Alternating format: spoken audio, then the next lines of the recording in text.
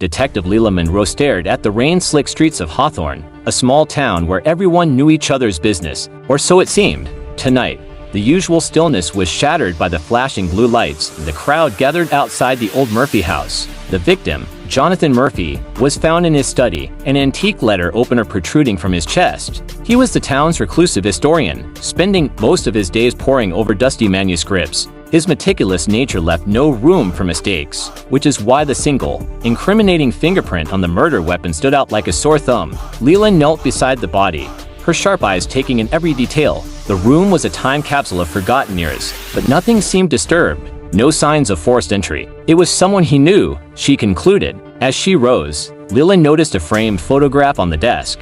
Jonathan, decades younger, stood with a woman and another man, both now long gone. She recognized the woman as Beatrice Flynn, the town librarian, who had been Jonathan's closest confidant until a bitter falling out years prior. She headed to the library, where Beatrice was closing up for the night. The old woman's hands trembled as she saw Leela approach. "Detective Monroe," she greeted, her voice steady despite her nervous eyes. "Beatrice, I need to ask you about Jonathan Murphy," Leela began, watching for any telltale sign of guilt. Beatrice sighed, her gaze distant. "We were friends once, but Jonathan had secrets, dark ones. He'd been digging into something that should have stayed buried." "Like what?" Leela pressed. "Years ago, Jonathan found evidence of corruption among the town's founders, blackmailing descendants to keep it quiet," Beatrice whispered. "I warned him to stop, but he wouldn't listen."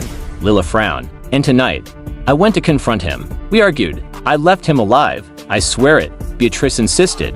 Back at the station, Leela compared the fingerprint to Beatrice's. It wasn't a match. She felt the weight of the case pressing down. Someone else had been there. Suddenly, she remembered the photograph. There was one person who might know more. She found herself at the mayor's office, confronting the polished and composed Mayor Daniels, who was the other person in the photo. "Mayor Daniels," she said, "I need to know what you were doing tonight." His calm fade cracked. "I was attending to town business." Leela didn't buy it. "Your fingerprint was on the letter opener." Daniels' eyes widened in shock, then resignation. He was going to expose everything. The town would have crumbled. "I had to stop him."